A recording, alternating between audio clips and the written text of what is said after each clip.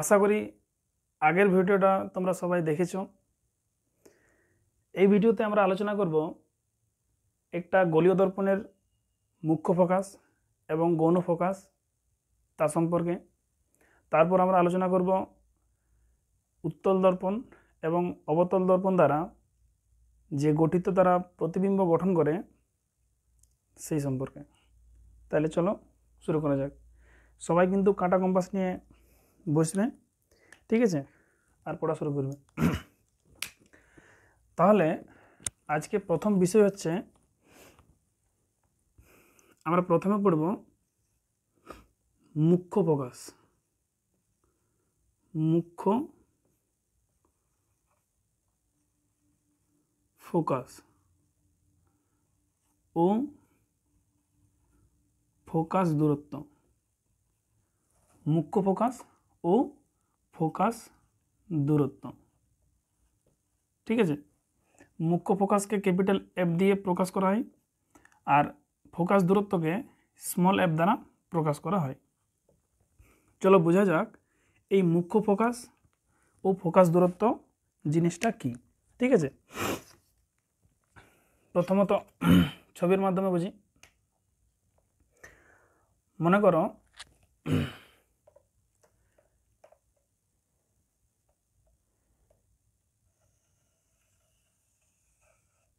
এটা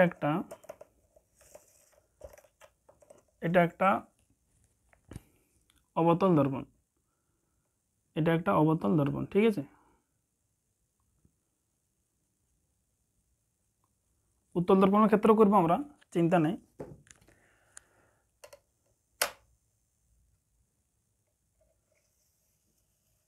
তো মুখ্য ফোকাস জিনিসটা কি স্যার? আগে ছবির মাধ্যমে বলি, তারপর আমি কথায় বলে দিচ্ছি, ঠিক আছে। আমরা যদি একটি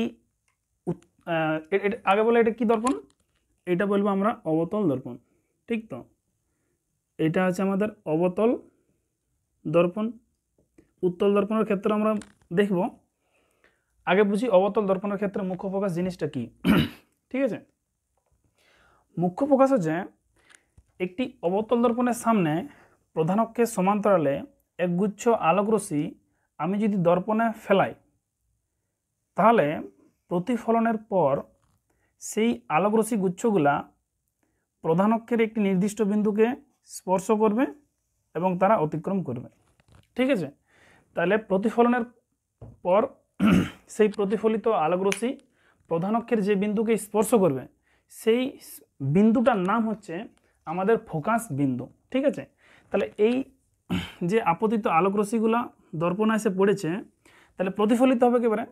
তাহলে প্রতিফলনের পর একটা ফিক্সড বিন্দু করে নেবে আর সেই ফিক্সড বিন্দুটা দিয়ে এই আলোকরশ্মিগুলোকে প্রতিফলিত করাবে, ঠিক আছে। তাহলে এই যে আলোকরশ্মিগুলোকে আমি একটা নির্দিষ্ট বিন্দু দিয়ে প্রতিফলিত করালাম। তাহলে এই যে আলোকরশ্মি আসছে সেটা তীর চিহ্নের মাধ্যমে দেখালি। এবারে এই আলোকরশ্মিটা এইটা দিয়ে গেলছে, সেটা তীর চিহ্নের মাধ্যমে দেখালি। আবার এই আপতিত আলোকরশ্মিটা এইটা দিয়ে গেলছে। এরপর দেখো এই দুটো আপতিত আলোকরশ্মিগুলা এটা আমাদের প্রধান অক্ষ বলে। তাহলে প্রধান অক্ষের একটা নির্দিষ্ট বিন্দুকে স্পর্শ করেছে আর ওরা প্রতিফলিত হয়ে গেছে, ঠিক তো। তাহলে এই যে বিন্দুটা মানে প্রধান অক্ষের উপরে যে বিন্দুটাকে স্পর্শ করে নিয়ে অতিক্রম করেছে, তাহলে সেই বিন্দুটার নাম হচ্ছে আমাদের ফোকাস বিন্দু, ঠিক আছে। সেই বিন্দুটার নাম হচ্ছে আমাদের এখানে মুখ্য ফোকাস। এই যে মুখ্য ফোকাস যেটা দিয়েছি, তাহলে এইটা হচ্ছে আমার মুখ্য ফোকাস, ঠিক আছে। এইটা হলো আমাদের অবতল দর্পণের ক্ষেত্রে। এরপর অনুরূপভাবে আমরা এটা দেখব উত্তল দর্পণের ক্ষেত্র। এটা আমরা দেখব উত্তল দর্পণের ক্ষেত্র, ঠিক আছে। আচ্ছা, এটা একটু ভুল হলো, এটা এই দিক থেকে নিচ্ছে। ছবি কিন্তু সবাই একটু ভালো করে রাখবে, হ্যাঁ। আচ্ছা, আগের ভিডিওতে আমরা অবতল দর্পণ আর উত্তল দর্পণ সম্পর্কে জানিয়েছি। অবতল দর্পণ কি বলে দিয়েছিলি, যে যদি প্রতিফলক তলটা আমরা ভিতর দিকে হিসাবে ব্যবহার করি আর যদি প্রতিফলক তলটা বাইরের দিকে থাকে তখন সেটাকে বলবো উত্তল দর্পণ, আর প্রতিফলক তলটা যদি আমাদের ভিতরের দিকে ব্যবহার করি তখন সেটাকে কি বলেছিলি। দেখো এবার এটা আমাদের উত্তল দর্পণ আছে, তাহলে উত্তল দর্পণ মানে আমাদের প্রতিফলক তলটা বাইরের দিকে থাকবে, তাহলে প্রতিফলক তল বাইরের দিকে থাকবে না, দাগ দাগলা দেবো আমি ভিতরের দিকে, যেমন নিয়ম শিখেছি সেরকম করব। ঠিক আছে, এইটা এরপর আমি প্রধান অক্ষ আঁকিয়ে দিলি। এবারে সেম এইখানে আমি কি করেছিলি যে প্রধান অক্ষের সমান্তরালে একগুচ্ছ আলোকরশ্মি আমি দর্পণটাই আপতিত করেছিলি। এইখানেও আমি কি করব, প্রধান অক্ষের এইটা প্রধান অক্ষ, তাহলে প্রধান অক্ষের সঙ্গে সমান্তরালভাবে আলোকরশ্মি আমি এখানে ফেলাবো দর্পণটায়। তাহলে এই যে আলোকরশ্মি আসিনে পড়ল, এই যে আলোকরশ্মি আসিনে পড়ল, এইখানে আমাদের এই যে আলোকরশ্মিগুলো কী হয়েছিল, প্রধান অক্ষের একটা নির্দিষ্ট বিন্দুতে মিলিত হয়েছিল। ঠিক আছে, কিন্তু আমাদের এটা কি বলে না উত্তল দর্পণ বলে, উত্তল দর্পণ। তো এখানে কি হবে, এটা আমাদের আলোকরশ্মি এসেছে, এই যে আপতিত আলোকরশ্মিগুলো, এরপর কি করবে প্রধান অক্ষের উপর একটা নির্দিষ্ট ফিক্সড বিন্দু নিয়ে নেবে। ঠিক আছে, এরপরে এই বিন্দুটাকে আর এই বিন্দুটাকে স্কেলের সাহায্যে মিলাবে আর আলোকরশ্মিটাকে প্রতিফলিত করান দেবে। প্রতিফলিত কেমনভাবে হবে, আলোকরশ্মিটা আমাদের ভিতরে যেতে পারবে না। ঠিক আছে, আলোকরশ্মিটা আমাদের প্রধান অক্ষের একটা নির্দিষ্ট বিন্দু থেকে অপসৃত হচ্ছে বলে মনে হবে। ঠিক আছে, অপসৃত হচ্ছে বলে মনে হবে। ঠিক আছে, এদিকে তাকা করে, তাহলে এই যে আলোকরশ্মি আসে নিয়েছে এখানে পড়লো, তাহলে আলোকরশ্মিটা দিয়ে চলে যাবে, এই যে আলোকরশ্মি এখানে পড়লো আবার এই দিকে চলে যাবে, এইখানে আলোকরশ্মিটা ভিতরে যাবে না। আমার যদি চোখ এইখানে থাকে, ঠিক আছে, তো তোমার মনে হবে যে আলোকরশ্মিটা এইখান থেকে অপসৃত হচ্ছে বলে মনে হবে। ঠিক আছে, কিন্তু আলোকরশ্মিটা আর এইখান থেকে অপসৃত হচ্ছে না, আলোকরশ্মিটা আমাদের এইখানে আসছে আর এইদিকে চলে আসছে। হ্যাঁ, তো আমাদের উত্তল দর্পণের আচ্ছা দেখো, এই যে যেখান থেকে অপসৃত, এইখানে যদি আমার চোখ থাকে, এখানে যদি চোখ থাকে তাহলে আমার মনে হবে যে আলোকরশ্মিটা এইখান থেকে আসছে, আর এইখানে যদি আমাদের চোখ থাকে তো মনে হবে আলোকরশ্মিটা এইখান থেকে আসছে।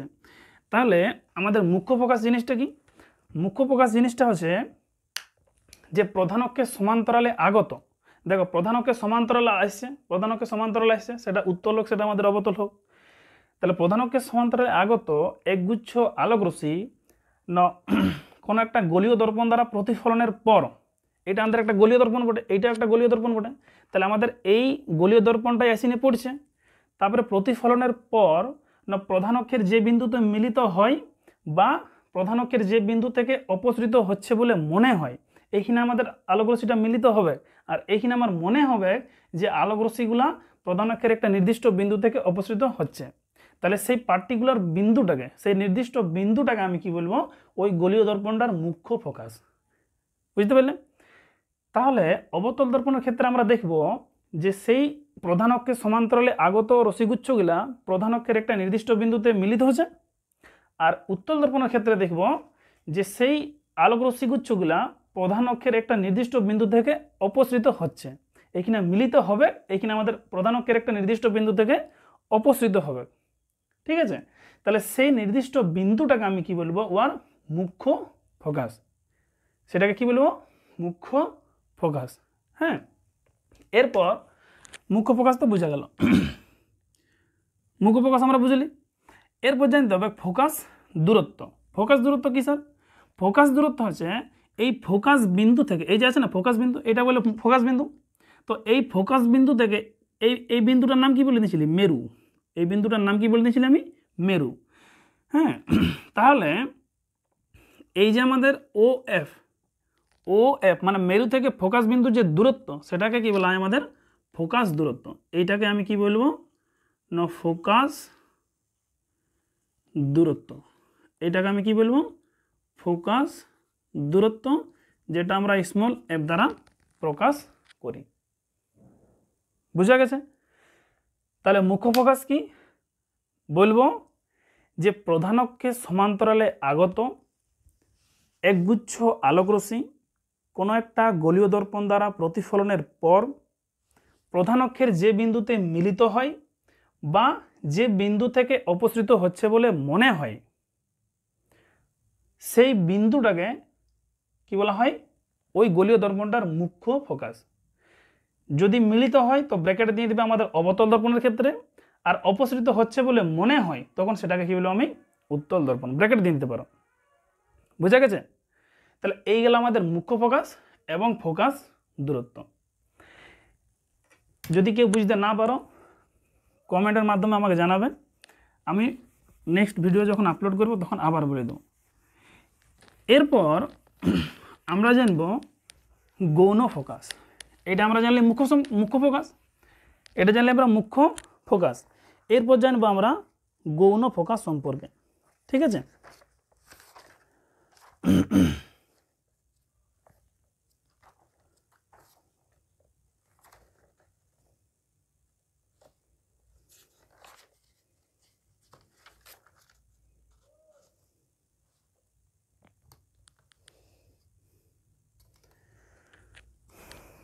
পয়েন্ট দাও সবাই 2 নম্বরে। তাহলে আগেরটা পড়লে আমরা মুখ্য ফোকাস এবং ফোকাস দূরত্ব। এবারে পড়ব গৌণ ফোকাস, গৌণ ফোকাস। মুখ্য ফোকাসের ব্র্যাকেটে দিয়েছিলাম আমি, মুখ্য ফোকাসের ব্র্যাকেটে দিয়েছিলাম আমি এফ। তো এখানে গৌণ ফোকাসের ব্র্যাকেটে দাও এফ ড্যাশ, ও ফোকাস তল, ও ফোকাস তল। ওইখানে ছিল আমাদের ফোকাস দূরত্ব, এখানে পড়বো আমরা ফোকাস তল। ঠিক আছে? তো তাহলে চলো শুরু করা যাক।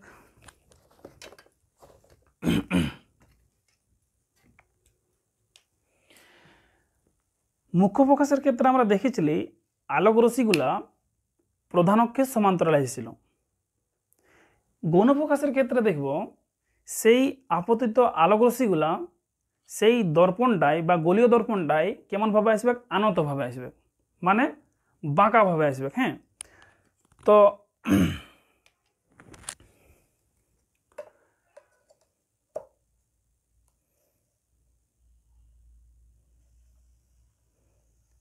এটা একটা আমি কি বলবো, এটা বলতে পারি একটা অবতল দর্পণ, এটা একটা আমি অবতল দর্পণ বলতে পারি। তো প্রতিফলক তলটা ভিতর দিকে আছে, তাহলে আমি একটা অবতল দর্পণ বলবো। এরপর আমি আঁকছি প্রধান অক্ষ। প্রতিফলক তলের মধ্যবিন্দুকে কি বলা হয়, বলবে মেরু। দেখো ফোকাস, গৌণ ফোকাস, এখানে যে আমাদের আলোক রশ্মিগুলো আসবে সেটা আমাদের আর প্রধান অক্ষের সমান্তরাল আসবে না, আলোক রশ্মিগুলো আসবে আমাদের আনতভাবে। হ্যাঁ, আলোক রশ্মিগুলো আসবে কেমনভাবে না, আমাদের আনতভাবে আলোক রশ্মিগুলো আসবে। তো মনে করো যে এইখানে আমার দুটো মানে আলোক রশ্মি অনেকগুলো আসবে, কিন্তু অত লেখা সম্ভব নয়, ছবিতে দেখাতে পারবে না, ছবিটা খারাপ হয়ে যাবে। তো দুটো আলোক রশ্মি এরকমভাবে দেখাও। ঠিক আছে? দুটো আলোক রশ্মি দেখাবো। তাহলে এই আলোক রশ্মি আইলো, আইলো মানে আমাকে তীর চিহ্ন দিতে হবে মাস্টলি, না তোর গোটাই ভুল হয়ে যাবে। আলোক রশ্মি আসবে তখনও তীর চিহ্ন দেখাতে হবে, আলোক রশ্মি যখন যাবে তখনও তীর চিহ্ন দেখাতে হবে। হ্যাঁ, তাহলে এইখানে একটা পার্টিকুলার বিন্দুতে কি হবে, যে যখন আমাদের সমান্তরালভাবে আসছিল প্রধান অক্ষের একটা নির্দিষ্ট বিন্দুকে স্পর্শ করেছিল তো, তাহলে সেটা ছিল আমাদের ফোকাস, মুখ্য ফোকাস ছিল বা ফোকাস বিন্দু ছিল। তো এইখানে আমি কি করব, এই যে আমাদের ফোকাস আছে, তো এই ফোকাসটার উপরে ওয়ার উপর লম্বভাবে একটা তল কল্পনা করা হয়। ওই ফোকাস বিন্দুটার লম্বভাবে একটা তল কল্পনা করা হয়, আর ওই তলটার নাম হয় আমাদের ফোকাস তল। সেই তলটাকে কি বলা হয়, ফোকাস তল। এইটা হয়ে গেল একটা ফোকাস তল। ঠিক আছে? সাপোজ স্যার এই ছবিটা আমি এরকম করে রেখেছি, এইটা আমাদের ফোকাস বিন্দু, আর এই ফোকাস বিন্দুটার উপরে আমার একদম লম্বভাবে একটা তল কল্পনা করা হয়। এই তলটার নামেই হচ্ছে আমাদের ফোকাস তল। পরীক্ষায় কোনো দিনও পড়ে নাই ফোকাস তল কাকে বলে, বাট জানতে হবে এইটা হচ্ছে আমাদের ফোকাস তল। বুঝতে পারলেন? তো স্যার এটা আঁকলি কেন? আঁকলি এই জন্যেই যে যখন আমাদের কোনো একটা গোলীয় দর্পণের প্রতিফলক তলে একগুচ্ছ আলোক রশ্মি আমাদের কেমনভাবে আসছে, এখানে তির্যকভাবে আসছে, তাহলে সেই তির্যকভাবে আপতিত আলোক রশ্মিগুলা ফোকাস বিন্দুতে মিলিত হবে না, ফোকাস তলের নিচে একটা আমি বিন্দু কল্পনা করব। হ্যাঁ, তো এই আপতিত আলোক রশ্মিগুলা দর্পণ দ্বারা প্রতিফলনের পর কোথায় মিলিত হবে বলো না? সেই ফোকাস তলে মিলিত হবে। কোথায় মিলিত হবে আলোক রশ্মিগুলা? সেই ফোকাস তলটায় মিলিত হবে। এই যে দেখো আলোক রশ্মিগুলা কোথায় মিলিত হলো? আমার এই জায়গাটায় মিলিত হলো। আর এইটাকে কি বলেছি আমি? ফোকাস তল। তাহলে এই যে আলোক রশ্মিগুলা কোথায় মিলিত হবে? না ফোকাস তলে মিলিত হবে। আর এই বিন্দুটাকে বলা হয় আমাদের এফ ড্যাশ, যেটাকে আমরা কি বলি? গৌণ ফোকাস। সেটাকে আমি কি বলবো? না গৌণ ফোকাস। গৌণ ফোকাস। তাহলে এইটা গেল আমাদের কোন দর্পণের ক্ষেত্রে? এটা বলবো আমরা অবতল দর্পণের ক্ষেত্রে। অবতল দর্পণ। এরপর আমরা ঘটনাটা দেখব উত্তল দর্পণের ক্ষেত্রে। ঠিক তো? এরপরে আমরা জানবো উত্তল দর্পণের ক্ষেত্রে। তাহলে এই জিনিসটা বুঝতে পারলে না? তাহলে এখানে কিছু করি নাই, যে একগুচ্ছ আলোক রশ্মিকে একটা অবতল দর্পণের সঙ্গে মানে প্রতিফলক তলটা তির্যকভাবে ফেলাচ্ছি। আর তির্যকভাবে ফেলার পর সেই আলোক রশ্মিগুলো কোথায় মিলিত হচ্ছে? না গৌণ ফোকাস বিন্দুতে। এই যে গৌণ ফোকাসে। আর এই ফোকাস তল কি না? এই ফোকাস বিন্দুর উপরে একটা, এটা একটা কাল্পনিক জিনিস। এই ফোকাস তলটা একটা কাল্পনিক। এই ফোকাস বিন্দুর উপর লম্বভাবে একটা তল কল্পনা করা হয়, আর ওই তলটার নামেই হচ্ছে আমাদের ফোকাস তল। বুঝতে পারলে? আচ্ছা, এরপর ঘটনাটা দেখবো আমরা। তাহলে এইটা দেখলি আমরা অবতলের ক্ষেত্রে। এরপরে জানবো আমরা উত্তলের ক্ষেত্রে।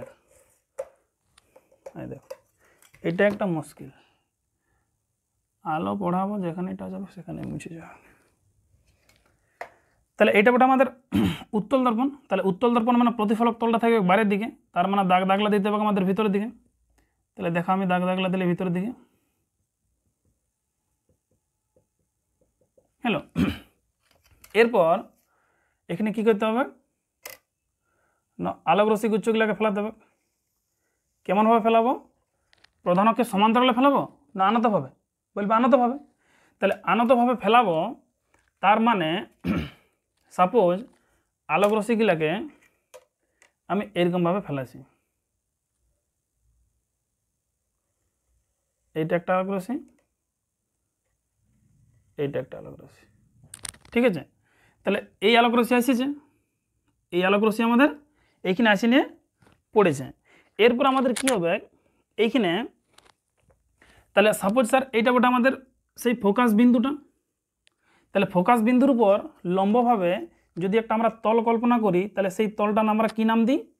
বলবো ফোকাস তল। সেই তলটার আমরা কি নাম দিই? বলবো ফোকাস তল। হ্যাঁ, আমরা কল্পনা করলি ফোকাস তল। এরপর আমরা কি করব? তাহলে আলোক রশ্মিটা আসছে আমাদের উত্তল দর্পণ বটে, এখানে তার আমরা ভিতর দিকে যেতে পারবে না, আলোক রশ্মিগুলো একেবারে চারিদিকে ছড়াই দিবে। তো এখানে কি হবে? সেই আলো মানে আপতিত আলোক রশ্মিগুলা একটা নির্দিষ্ট ফিক্সড বিন্দু করবে। এরপর সেই আপতিত আলোক রশ্মিগুলোকে এইখান থেকে কি করব? আমরা ডট ডট দেব নিচের দিকে। যদি আমাদের চোখ উপরের দিকে কোথাও কোনো একটা বিন্দুতে থাকে, তাহলে মনে যেন হয় যে আলোক রশ্মিগুলো এইখান থেকে আসছে, কিন্তু আদৌ এইখান থেকে আসবে কি নাই। ঠিক আছে? আমার মনে হবে যে এইখান থেকে মিলিত ডট ডট দেবে। হ্যাঁ, কন্টিনিউয়াসলি ভাবে আঁকবে নাই, আর আলোক রশ্মিটিকে পাঠিয়ে দেবে। তাহলে দেখো এই যে আলোক রশ্মিগুলো এলাম, আর এই আলোক রশ্মিগুলোকে এই দিকে ওরা করে দেবে। কে করবে? না আমাদের উত্তল দর্পণ। এই দর্পণটার নাম কি? এই দর্পণটার নাম হচ্ছে আমাদের উত্তল দর্পণ। এই দর্পণটার নাম হচ্ছে আমাদের উত্তল দর্পণ। ঠিক আছে? তাহলে এইটা এই যে এই বিন্দুটা ছিল আমাদের ফোকাস, আর ফোকাস তলের একটা নির্দিষ্ট বিন্দু ধরছি, সেটার নাম হচ্ছে আমাদের কি? না গৌণ ফোকাস। সেই বিন্দুটার নাম হচ্ছে আমাদের কি? না গৌণ ফোকাস। তাহলে গৌণ ফোকাস কাকে বলবো? বলবো যে একগুচ্ছ আলোক রশ্মি কোনো একটা গোলীয় দর্পণে আপতিত হলে কেমনভাবে? না আনতভাবে। আগে ছিল আমাদের প্রধান অক্ষের সমান্তরালে মুখ্য ফোকাসে, কিন্তু গৌণ ফোকাসের ক্ষেত্রে কি দেখব, সেই আলোকরশ্মি গুচ্ছগুলো কেমন আসবে, আনতভাবে আসবে। ঠিক আছে, তাহলে আনতভাবে যখন পড়বে তাহলে সেই আলোকরশ্মিগুলা না ফোকাস তলের একটা নির্দিষ্ট বিন্দুতে মিলিত হবে। ঠিক আছে, এই যে মিলিত হয়েছে, তাহলে এইটা হচ্ছে আমাদের কি না গৌণ ফোকাস, এটা অবতল দর্পণের ক্ষেত্রে।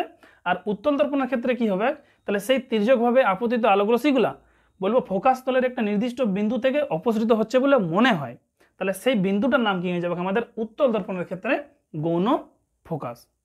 আর ফোকাস বিন্দুর উপর যদি একটা তল কল্পনা করা হয় কেমন, লম্বভাবে, তখন সেটাকে কি বলবো আমি, ফোকাস তল। বুঝতে পারলে? তাহলে যদি পরীক্ষায় পড়ে যে গৌণ ফোকাস কাকে বলে, লিখতে পারবো। কি লিখব, যে কোনো গলীয় দর্পণের সঙ্গে আনতভাবে একগুচ্ছ আলোকরশ্মি দর্পণ দ্বারা প্রতিফলিত হয়ে সেই প্রতিফলিত রশ্মিগুলি ফোকাস তলের একটি নির্দিষ্ট বিন্দুতে মিলিত হয়, এই যে মিলিত হচ্ছে, অথবা ফোকাস তলের একটি নির্দিষ্ট বিন্দু থেকে অপসৃত হচ্ছে বলে মনে হয়, তাহলে সেই নির্দিষ্ট বিন্দু বা সেই বিন্দুটাকে আমি কি বলবো, গৌণ ফোকাস। এইটা হচ্ছে আবার গৌণ ফোকাস। আর ফোকাস বিন্দুর উপর লম্বভাবে যে তল কল্পনা করা হয় সেটাকে আমি কি বলবো না, ফোকাস তল। বুঝতে পারলে? যদি কেউ বুঝতে না পারো কমেন্টের মাধ্যমে জানাবে, স্যার এটা বুঝতে পারি নাই, আমি পরের ভিডিওতে ওইটা বলতে পারবো। ঠিক আছে, তোমাদের মনের কথাগুলো তো আমি কাঢ়ি নিতে না পারবো, যে তোমার মাথায় কি চলছে কি না চলছে। হ্যাঁ, যদি সেটা আমাকে বলো যে স্যার এটা আমি বুঝতে পারি নাই, সেটা আমি আবার বলে দেবো। ঠিক আছে, তাহলে এইটা গেল আমাদের কি না গৌণ ফোকাস এবং ফোকাস তল। আর আগে আমরা কি পড়লি, প্রথমে মুখ্য ফোকাস এবং ফোকাস দূরত্ব। বুঝতে পারলে তো? দেখো, এগুলো কিন্তু খুব ইম্পর্ট্যান্ট, কেউ স্কিপ করে দেখবে না, কাটা কম্পাস নিয়ে একদম বসে যাবে আর একদম সিরিয়াল বাই সিরিয়াল পড়বে। ঠিক আছে, তো এইটা গেল আমাদের কি না গৌণ ফোকাস। এরপর এই যে আমাদের একটা গলীয় দর্পণ আঁকছি, জাস্ট একটু বুঝো এটা। এই যে একটা আমি গলীয় দর্পণ আঁকছি, সেটা উত্তল হোক একটা আমাদের অবতল হোক, তাহলে এইখানে আমাদের কী ছিল, একটা সেন্টার ছিল। তাহলে সেন্টার হওয়ার পর এটাকে কি বলবো আমি, আচ্ছা যাই হোক, এটা আমাদের কী ছিল, বক্রতা কেন্দ্র ছিল, এটা ছিল আমাদের মেরু। তাহলে ওসিটাই কি ছিল আমাদের, এই টোটালটা ছিল আমাদের কত, এই টোটালটা ছিল আমাদের আর ছিল তো। এরপর মাঝখানে একটা থাকবে এফ নামক ব্যক্তি, যেটাকে আমরা কি বলেছিলি, আচ্ছা এই ক্যাপিটাল এফ হলে আমাদের মুখ্য ফোকাস বা ফোকাস বিন্দু, এফটা হচ্ছে ফোকাস বিন্দু বা হ্যাঁ ফোকাস বিন্দু। আর এইখান থেকে ইয়ার দূরত্ব কি ছিল আমাদের এফ, স্মল এফ। আর স্মল এফ মানে কি বলে নিয়েছিলি, ফোকাস দূরত্ব। তো একটা সম্পর্ক আছে যে এফ সমান হয় r/2, এফ সমান হয় আমাদের r/2। তো এই এফ মানে কি, এফ মানে হচ্ছে আমাদের ফোকাস দূরত্ব, আর আর মানে কি, বক্রতা ব্যাসার্ধ। তো একটা তোমাদের সমীকরণ হয় যে এফ সমান r/2, এই সমীকরণটা তোমাদের প্রতিষ্ঠা পড়ে বলবে দেখাও এটা আমাদের উত্তল দর্পণের ক্ষেত্রে পড়ে আর আমাদের অবতল দর্পণের ক্ষেত্রেও পড়ে। 2022 না কবে কোয়েশ্চেন আসছিল যে প্রমাণ করো ফোকাস দূরত্ব সমান বক্রতা ব্যাসার্ধ বাই 2, বুঝতে পারলে? তো এটা আমরা এরপর দেখব এই প্রমাণটার মানে এই সমীকরণটার প্রমাণ। তো পয়েন্ট দেবে, কি পয়েন্ট দেবে, যে প্রমাণ করো, আচ্ছা এটা অবতল দর্পণের ক্ষেত্রে, হ্যাঁ লিখবে যে অবতল দর্পণের ক্ষেত্রে প্রমাণ করো, অবতল দর্পণের ক্ষেত্রে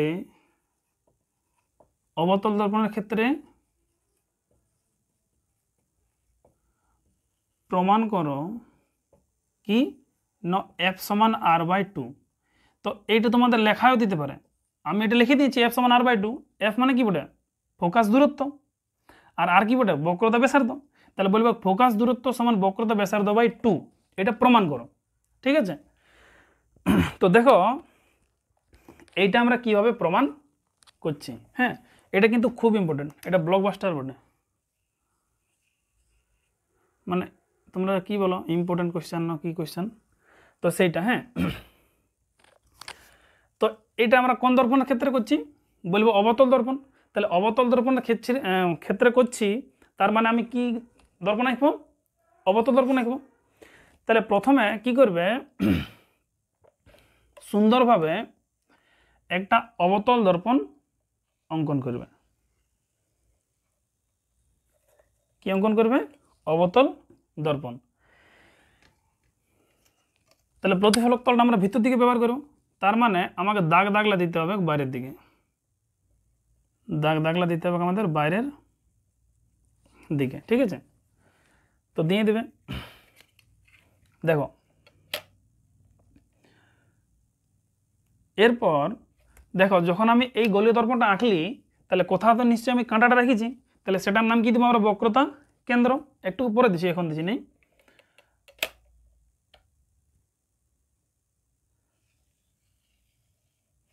হ্যাঁ, তো মনে করো যে এই এম আর এই এম ড্যাশ হলো একটি প্রতিফলক তল। ঠিক আছে, এম এবং এম ড্যাশ হলো একটি ক্ষুদ্র উন্মেষযুক্ত, কি বলবো, আচ্ছা এম এম ড্যাশ হচ্ছে আমাদের প্রতিফলক তল। আর আমি কি বলছি যে এম, এটা কি ছিল আমাদের মেরু বলবো, এক্স আর এক্স ড্যাশ মনে করো প্রধান অক্ষই পড়ে। এরপর মনে করছি আমি এইটা বটে আমাদের সেই সেন্টারটা, নাম দিও না এখন। হ্যাঁ, সাপোজ এইটা বটে আমাদের ফোকাস বিন্দুটা, এই বিন্দুটার নাম নিলি ফোকাস বিন্দু, এই বিন্দুটার নাম নিলি আমি বক্রতা কেন্দ্র। ঠিক আছে, তো কি করে প্রমাণ করব, দেখো কি করে প্রমাণ করছি। এটা কিন্তু লেখাটা লিখতে হবে তোমাদের, আমি বলে দিচ্ছি, ভিডিওটা একদম স্লো করে আমি যেটা বলছি সেটা খাতার মাধ্যমে তুলবে, অতটা লেখা বোর্ডে সম্ভব নয়। হ্যাঁ, অনেকটা লেখা লিখতে হবে, বাট আমি একবার বলে দেবো তখন ঠিক বুঝে যাবে। তো এখানে আমি কি করছি, যে মনে করো যে প্রধান অক্ষের সমান্তরালে একটা আলোক রশ্মি, প্রধান অক্ষের সমান্তরালে একটি আলোক রশ্মি, ওর নাম দিব মনে করো পি এ। কি মনে করছি, দেখো এখানে লেখাটা কি লিখবো, সাপোজ এইটা বটে আমাদের সি বটে, আর এইটা বটে আমাদের মনে করো এটার নাম দিলে আমাদের এফ, এটা বটে আমাদের এফ। তাহলে এখানে ছবিটার লেখাটা কি লিখবো, যে এখানে এম ও এম ড্যাশ হলো একটি ক্ষুদ্র উন্মেষযুক্ত গলীয় দর্পণ। মনে করো আমি প্রথম দিনেই বলে দিয়েছিলি যে ক্ষুদ্র উন্মেষ আমাকে চাপাতে হবে। ঠিক আছে, তাহলে এখানে কি লিখবো লেখাটা, যে এম ও এম ড্যাশ হলো একটি ক্ষুদ্র উন্মেষযুক্ত কি দর্পণ না, অবতল দর্পণ। ঠিক আছে, যার কি লিখবো, ও এফ সি হলো যথাক্রমে মেরু, ফোকাস বিন্দু ও বক্রতা কেন্দ্র।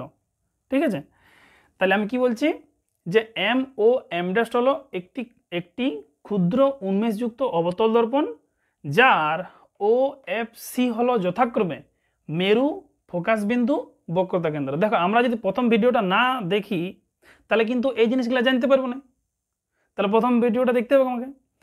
হ্যাঁ, তাহলে এটা হলো আমাদের মেরু, ফোকাস বিন্দু আর বক্রতা ব্যাসার্ধ, বক্রতা কেন্দ্র। এরপর কি লিখব, যে পি এ নামক একটি আলোক রশ্মি এই দর্পণটার এই বিন্দুতে আপতিত হয়েছে। ভালো কথা, আপতিত হয়েছে।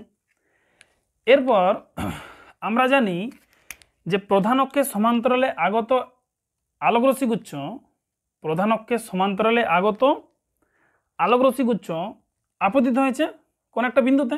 তাহলে এই আপতিত আলোক রশ্মিগুচ্ছটা কোনটা দিয়ে যাবে, সবসময় ফোকাস দিয়ে যাবে। তাহলে এইখানে কি করবে, সেই আপতিত আলোক রশ্মিগুচ্ছটাকে ফোকাস দিয়ে পাঠাবে। দেখো পাঠালে, তাহলে আপতিত আলোক রশ্মি মানে আসছে, তাহলে তীরচিহ্ন দেখাবো, আর গেলছে মানে তীরচিহ্ন দিয়ে দেখাবো। বুঝতে পারলে?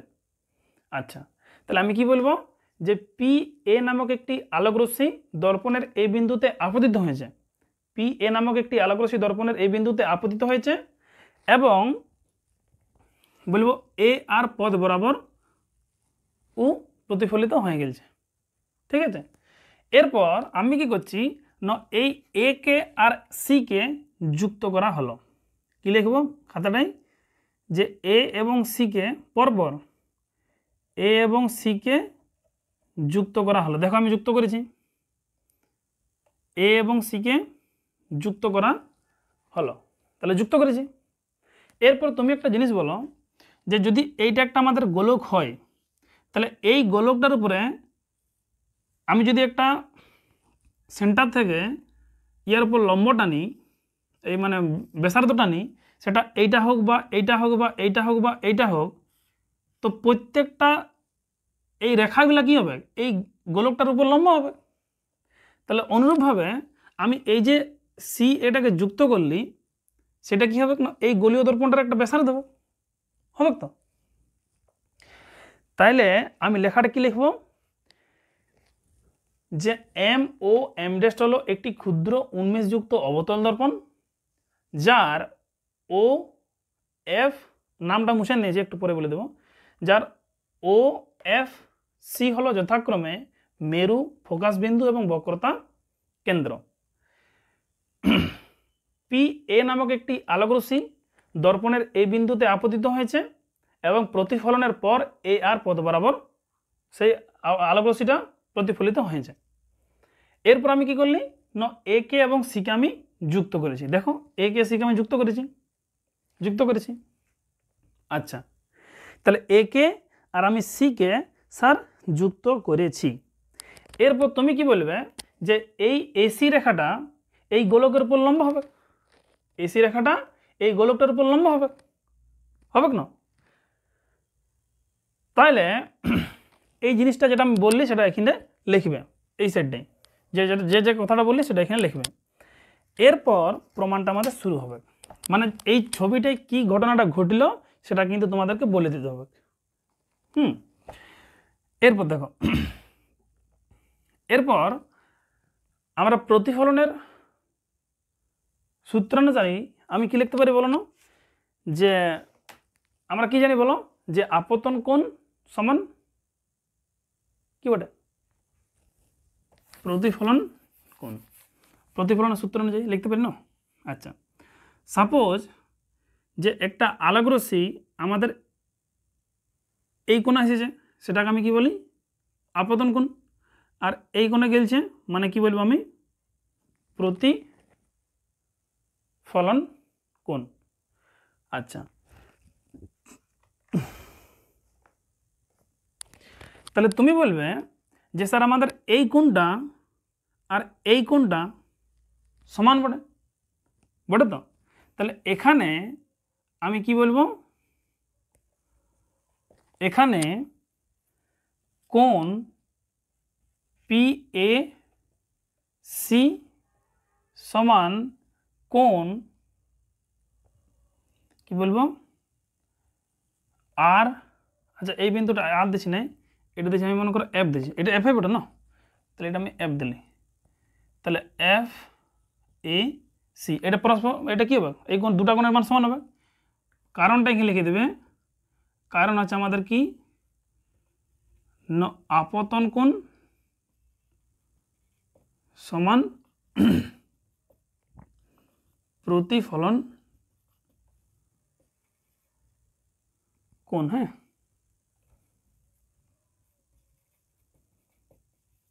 আপতন কোণ সমান আমাদের প্রতিফলন কোণ বলতে পারি।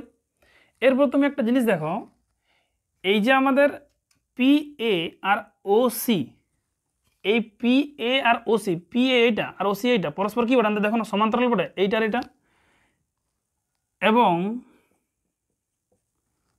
যেটা আমাদের পি এ আর আমাদের ও সি কি বটে পরস্পর সমান্তরাল বটে।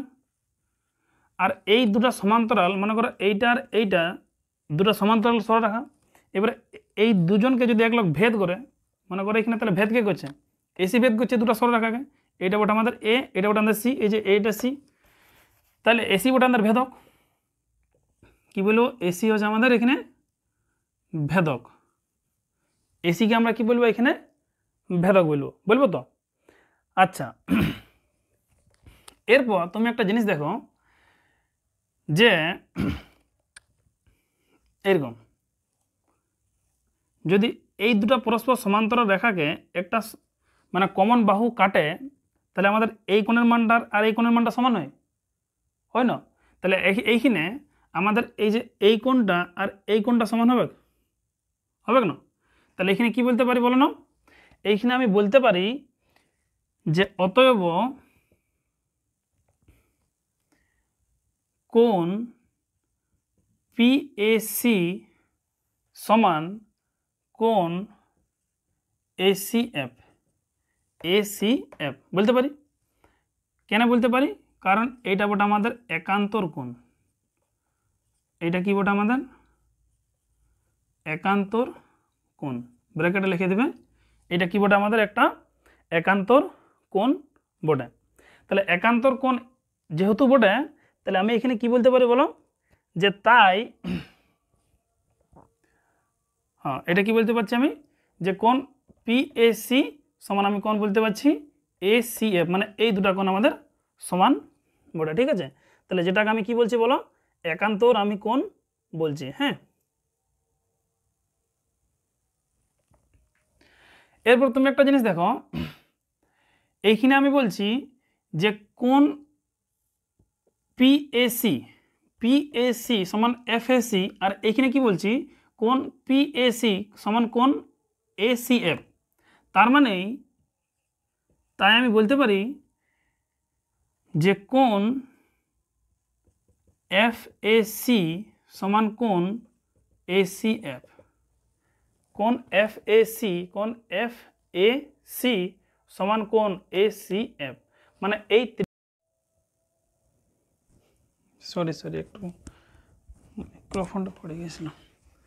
তাহলে দেখো আমি এখন কি বলছি যে আমাদের এফএসি আর এসিএফ কি হবে? আমাদের এই দুটা কোণের মান সমান হবে।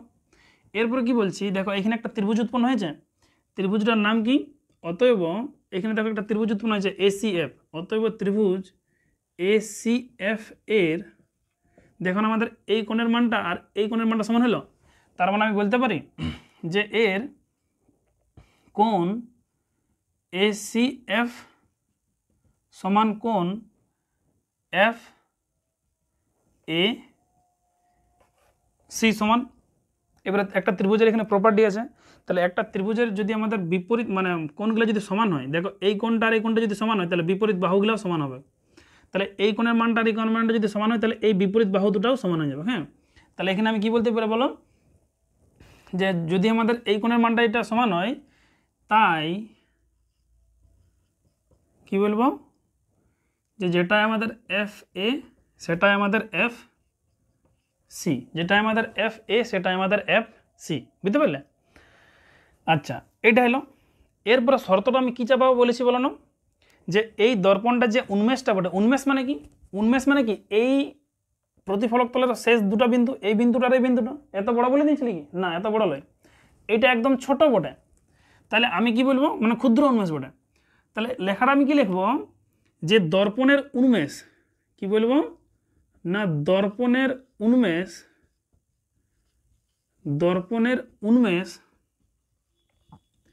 ক্ষুদ্র। তাই আমি কি বলতে পারি? দেখো এদিকে তাকাই, এবার বুঝা ভালো করে জিনিসটা, এইটা বোঝাবার জিনিস। এই যে আমাদের পি এ নামক আলোক রশ্মিটা আমাদের এইখানে পড়েছে না? এইখানটায় পড়েছে। তাহলে যদি দর্পণটার উন্মেষ খুব ছোট হয়, তাহলে আমাদের এত বড় জিনিসটা ধরে না হবে। জিনিসটা আলোকটা এই জিনিসটাই খুব ছোট। তাহলে ছোট যদি হয়, তাহলে আলোক রশ্মিটা আমাদের এইখানটায় পড়বে।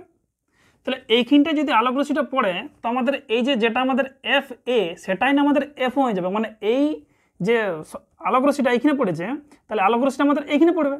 তাহলে আমাদের এই বাহুটা আর এই বাহুটা কি হয়ে যাবে? সমান হয়ে যাবে। বুঝতে পারলে না? তাহলে দর্পণের উন্মেষ ক্ষুদ্র, তাহলে কি বলবো? যে যেটাই আমাদের এফ এ সেটাই আমাদের এফ ও, সেটাই আমাদের এফ ও। বুঝতে পারলে? সেটাই আমাদের এফ ও, সেটাই আমাদের কি বলবো? F O. দেখো একবার বলছি এফ এ সমান এফ সি, আর একবার বলছি এফ এ সমান এফ ও। তো এইটা দিয়ে দাও 1 নম্বর, আর এইটা দিয়ে দাও 2 নম্বর। এটা দিয়ে দাও 1 নম্বর, এটা দিয়ে দাও 2 নম্বর। তাহলে আমি 1 ও 2 থেকে পাই গুটি গুটি এগিয়ে যায়। কি পাবো? যে যেটা আমাদের এফ সেটা এফসি, যেটা এফ সেটা এফও। তাহলে আমি কি বলবো? যে যেটা আমাদের এফও সেটাই আমাদের এফসি। তুলনা করছি এফ এ সমান এফসি আর এফ এ সমান এফও, তাহলে এফও সমান এফসি। যে মানে যাকে আগে রাখবো কোনো অসুবিধা নাই। যেটাই আমাদের এফও সেটাই আমাদের এফ সি। ঠিক আছে, এরপর একটা জিনিস দেখো, এফও। এফও মানে কি বলছিলি বলো? তাহলে এইটা কি বলে দিয়েছিলি? এফও। তাহলে ফোকাস বিন্দু থেকে মেরুর দূরত্বকে কি বলে দিয়েছিলি? ফোকাস দূরত্ব। তাহলে এফও জায়গায় আমি কি লিখতে পারি? এফ লিখতে পারি। আর এফসি, এফসি মানে কি ছিল এটা? তাহলে এই এফসিটা আমি কি লিখতে পারি? যে হাফ অফ ওসি, মানে এই ও আর সি ইয়ার অর্ধেক আছে এটা। তাহলে আমি কি লিখতে পারি এটা? যে হাফ অফ ওসি। আর ওসি মানে কি? ও আর সি মানে কি? ব্যাসার্ধ ছিল, বক্রতা ব্যাসার্ধ। তাহলে ওসি মানে কি ছিল? আমাদের স্মল আরটা ছিল, আর নিচে তো 2 হয়ে গেল। তাহলে দেখো আমাদের পাই গেলি, অতএব এফ সমান r/2। এখানে লিখে দিবে যে যেখানে ও এফ মানে কি বলবো? ও এফ মানে আছে আমাদের স্মল এফ, আর আমাদের ও সি মানে আছে আমাদের স্মল আর। তাহলে আমাদের এটা প্রমাণিত হয়ে গেল যে এফ সমান r/2। বুঝতে পারলে? তো তাহলে এই গেল আমাদের অবতল দর্পণের ক্ষেত্রে এফ সমান r/2 এর প্রমাণ। তাহলে দেখো লেখাটা কি লিখবো আমি আরেকবার বলে দিচ্ছি একদম ভালোভাবে, যে এম ও এম ডেস্ট হলো একটি ক্ষুদ্র উন্মেষযুক্ত অবতল দর্পণ, যার ও এফ সি হলো যথাক্রমে মেরু, ফোকাস বিন্দু, বক্রতা কেন্দ্র। পি এ নামক একটি আলোকরশ্মি দর্পণের এই বিন্দুতে আপতিত হওয়ার পর এ আর পথ বরাবর প্রতিফলিত হয়েছে। এতটা লিখতে পারবে। তারপর কি লিখবে? যে এ এবং সি বিন্দুকে যোগ করা হলো, এবং এসি হলো এই গলীয় দর্পণটার একটা বক্রতা, এই সেটা উহার পর লম্ব আছে, তাহলে এটা আবার বক্রতা ব্যাসার্ধ হয়ে যাবে। আচ্ছা, এরপর আমি কি বলছি? যে দেখো এই যে আলোকরশ্মিটা এসেছে পিএসি, দেখো পিএসি মানে যে কোণে এসেছে সেই কোণে যাবে। এটা প্রতিফলনের সূত্র বটে, এই প্রতিফলনের সূত্র বটে, আপতন কোণ সমান প্রতিফলন কোণ লিখে দিলি। এবারে এই দুটো সরলরেখাকে একটা ভেদক দিয়ে কাটছে, যার নাম হচ্ছে আমাদের এসি। আর কি বলছি? পি এ আর ওসি কি বটে? পরস্পর সমান্তরাল বটে। তাহলে যদি সমান্তরাল হয় তাহলে আমাদের কি হবে না? এই কোণটা আর এই কোণটা সমান হবে। তাহলে দেখো দুটো আমাদের কোণ সমান করলে, আগে কি বলছি? এই কোণটার এই কোণটা সমান, আর এখন বলছি এই কোণটার এই কোণটা সমান। তাহলে আলটিমেটলি এই কোণটার এই কোণটা সমান হয়ে গেল। দেখো আমি দুটো সমান করে দিচ্ছি। তারপরে কি বলছি? যে যেহেতু আমাদের ত্রিভুজের বিপরীত বাহুগুলো আমাদের সমান্তরাল মানে সমান, তাহলে আমাদের ওর বিপরীত বাহুর দৈর্ঘ্যগুলো সমান হবে। তাহলে এই যে লিখেছি এই দুটো যেহেতু সমান, তাহলে দুটো বাহুর দৈর্ঘ্য হচ্ছে আমাদের সমান। এরপর দেখো আমি বলে দিয়েছিলি যে আমাদের এইটা কিন্তু চাপাতে হবে দর্পণের উন্মেষ ক্ষুদ্রতায়, ক্ষুদ্র উন্মেষযুক্ত গলীয় দর্পণ বলে দিয়েছিলি। তাহলে দেখো এইটা যদি না চাপায় তাহলে এটা প্রমাণটা হবে না। তাহলে আমি কি বলছি? তাহলে এই যে আলোকরশ্মি যেটা আমাদের এ বিন্দুতে পড়ছে সেটা আমাদের ও বিন্দুতে পড়বে, যেহেতু দর্পণের উন্মেষটা কি বটে? খুব ক্ষুদ্র বটে। বুঝতে পারলে? এই জন্য আমি কি বলছি? যেটা আমাদের এফ এ সেটা আমাদের এফও, যেটা এফ এ সেটা আমাদের এফও। তাহলে আমি দেখো এইখান থেকে তুলনা করে দিলি, তাহলে পাই গেলি এফ সমান এফও সমান এফ সি। সেখান থেকে প্রমাণিত হয়ে গেল এফ সমান r/2। তো এর পরের ভিডিওতে আমরা পড়বো এটা উত্তল দর্পণের ক্ষেত্রে। ঠিক আছে, যদি তোমাদের এটা হেল্পফুল মনে হয় তাহলে কমেন্টের মাধ্যমে জানাবে। আর যদি কোনো মানে মনে হয় যে স্যার বুঝতে পারলি নাই, তো আমাকে সেটা কমেন্টের মাধ্যমে জানাবে।